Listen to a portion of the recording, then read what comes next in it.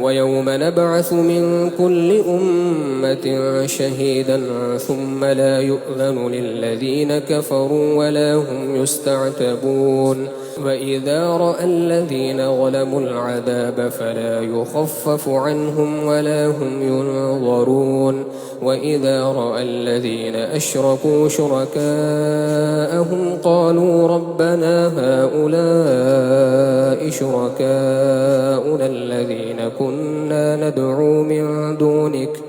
فألقوا إليهم القول إنكم لكاذبون وألقوا إلى الله يومئذ السلم وضل عنهم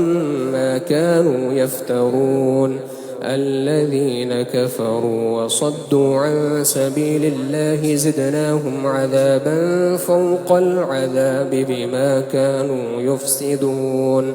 ويوم نبعث في كل أمة شهيدا عليهم من أنفسهم وجئنا بك شهيدا على هؤلاء